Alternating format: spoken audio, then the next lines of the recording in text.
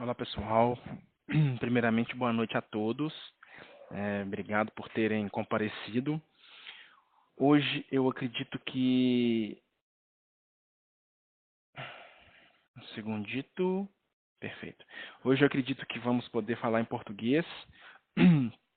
Tem o Jorge, que é meu observador, mas como ele entende bem português, não há nenhum problema. Então, na verdade, hoje o webinar eu vou experimentar uma coisa diferente, que é enfocar na fala e não distribuir a atenção para o material visual, né, que é o slide. Então, hoje vamos ter toda a apresentação usando somente essa imagem e depois eu realmente gostaria de receber um feedback de todos de qual foi a experiência, tá bom? Então, o webinar de hoje é para falar sobre emoções e estados de ânimos, sim? Então, a ideia é, no final do webinar, conseguir pelo menos diferenciar a webinar, diferenciar emoções de estado de ânimos. Então, antes de começar a falar de emoções e antes de começar a falar de estado de ânimo, a gente vai falar de uma coisa que é bem interessante, né? O do porquê a gente está falando isso e por que isso faz parte da questão do coaching, né? Então, a primeira coisa que a gente tem que reconhecer é que a nossa geração, não é uma geração que fala de emoção de uma forma mais comum, não é uma coisa tão incomum para nós outros, para nós. Olha eu falando espanhol, para nós. Então a geração dos nossos pais tratava a emoção como algo mais era um tabu, algo mais difícil de se conversar, algo mais difícil de, de se compartilhar, de falar em família, de falar com os pais, às vezes até com o próprio cônjuge, né, com o marido, com a esposa, de falar sobre a questão das emoções. A nossa geração, né, essa geração que a gente chama de geração X, que vem aí da década de 80, já começa a ter um contato um pouco diferente com as emoções. Então a gente começa a ter uma educação com os nossos pais ainda, com aquele perfil da educação que tiveram, sem uma grande abertura para falar de emoções, porém já identificando a necessidade de que tinham de incluir isso na nossa educação, os filhos, né, dessa geração baby boomers. Então, começamos a ser uma geração onde já não é tão tabu assim falar de emoções, e agora a geração Z, né, que é a geração das pessoas que nasceram de 1999 para cá, já não tem nenhum problema em falar de emoções, né?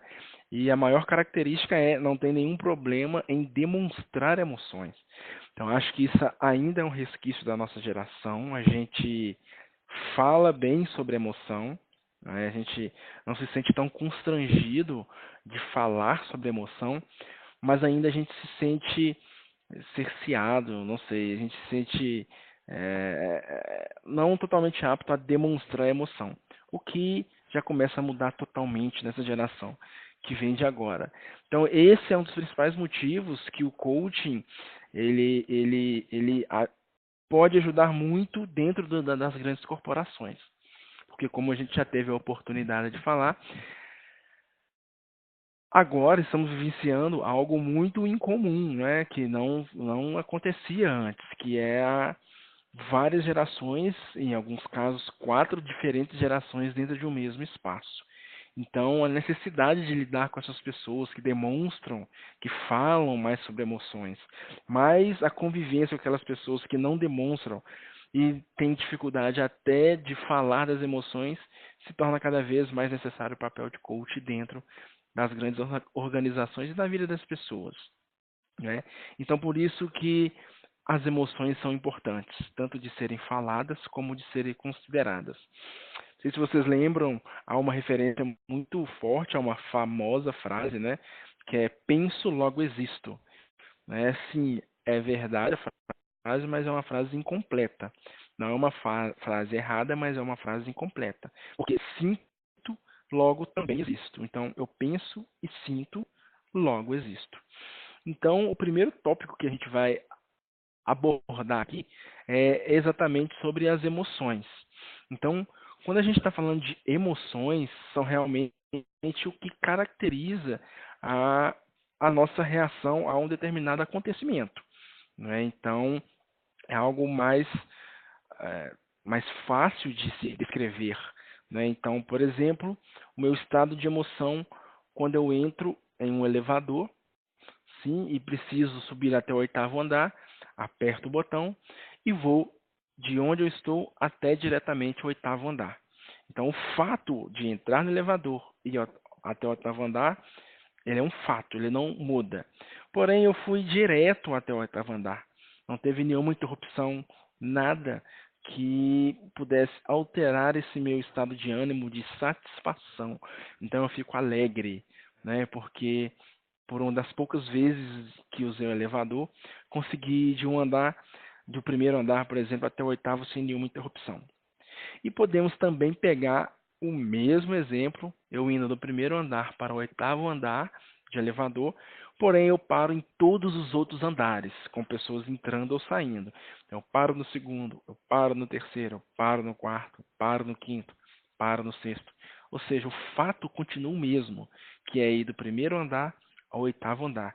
Mas as emoções, as consequências disso são diferentes. Então, uma é um estado de alegria, de satisfação, até mesmo aquela sensação de sorte, que é um estado emocional, e outra é frustração, é raiva, é impaciência, né? Que se materializa inclusive em alguns reclamos, como ai, que saco, fica para toda hora. Então a emoção é aquilo que é facilmente reconhecido, distinguido, né?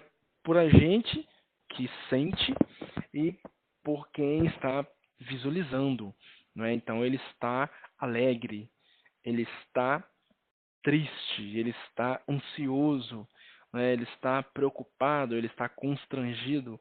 É engraçado que quando a gente fala que o corpo fala, o constrangimento é uma das emoções que o corpo mais fala, né? Porque há reações físicas claras nele. Então, o constrangimento, a pessoa pode realmente não esboçar um sorriso, um nervosismo, mas, por exemplo, a pele, a bochecha fica avermelhada, né? A pessoa começa a desviar o olhar. Isso é bem interessante. Então, as emoções, elas nos dão indicativos físicos, isso é bem legal. A gente sempre ouviu falar que o corpo fala. Então, a pessoa que está pé da vida, a pessoa que está irritada, dificilmente ela vai manifestar essa irritabilidade sorrindo. Ela vai ficar com gestos mais agressivos, vai ficar com o olhar mais direto, menos amistoso, assim como uma pessoa alegre, né? Quando a pessoa está alegre, ela vai sorrir, ela vai estar com um olhar diferente. Então, o corpo fala de acordo com as emoções, assim como o exemplo ah, do constrangimento, da pessoa estar com vergonha e ficar com a pele roseada, corada, né? Isso são as emoções. E a gente tem uma outra coisa que são os estados de ânimo, né? Então, os estados de ânimo são situações que a gente consegue observar e a gente consegue inclusive mapear, que não nos dá ao certo quais são as emoções envolvidas, mas que a gente começa a mapear, a gente começa a tomar ações baseado nisso. Vocês querem ver um exemplo? Quem não conhece quando o gestor direto, né, o manager, o line manager, está irritado? Ou então quem não já tomou uma decisão baseado no que uma percepção do estado de ânimo do manager. Algo como, bom, quando ele faz isso, é uma boa ocasião para pedir aumento, para pedir para sair mais cedo, para pedir para sair no trabalho, coisas assim. Ou quando ele está fazendo isso, quer dizer que ele está num mau momento, ele está irritado, né? Está ansioso, alguma coisa. Então, nesse momento, não é bom eu pedir coisas assim que envolvam é, que envolvam decisões mais delicadas, né, como um aumento, coisas assim. Então, o estado de ânimo, ele é a percepção que a gente tem do da emoção do outro. Não quer dizer que o meu chefe, que o meu gestor direto seja irritado. Pode ser que ele esteja ansioso ou preocupado, mas mesmo não sabendo definir qual é a emoção que ele está vivenciando naquele momento, eu consigo identificar que são emoções não positivas para o que eu quero fazer. E mesmo não tendo certeza que o que o meu chefe está é alegre, né, e não outra alguma emoção, eu consigo perceber através do corpo e através das ações que aquele é um bom momento para eu fazer alguns pedidos, alguma coisa assim, né? Ficou claro, pessoal, a diferença entre emoções e estados emocional? Vocês são tímidos. Todo webinar quase ninguém fala. Bom, então a ideia é agora a gente falou de emoções, a gente falou de estados emocionais, né? Então, um exemplo de emoção é realmente a admiração, ela é uma emoção, né? O respeito, ela é uma emoção, né? O não gostar de alguém é uma emoção, o medo é uma emoção, a ansiedade, né? A inveja, o orgulho, a gratidão, a frustração, tudo isso é uma emoção. Estado de ânimo são uma coisa mais abrangente que envolve muitas emoções. Por exemplo, o otimismo. Então, o otimismo envolve alegria, né? Envolve gratidão, envolve orgulho, muitas vezes, né? Envolve admiração, assim como o pessimismo. É um estado de ânimo que envolve as emoções de frustração, né? As emoções de ansiedade, de medo. Então, emoções. É a emoção em si, alegria, felicidade, medo, estado de ânimos. Uma soma, né, de todas essas emoções ou um estado em que a gente não consegue definir ao certo quais são as emoções. E hoje fala-se muito na questão da inteligência emocional, né? Tem vários livros que falam sobre isso. Então, a inteligência emocional é realmente saber a capacidade de identificar e reconhecer o nosso estado emocional, né? Então, o que é inteligência emocional? Agora eu estou no estado de irritabilidade, irritado. Quais emoções estão nesse contexto?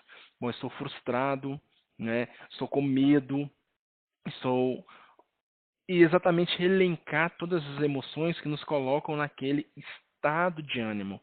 Então, inteligência emocional não é necessariamente anular, né, ou colocar uma emoção a mais, mas sim identificar o estado de ânimo e saber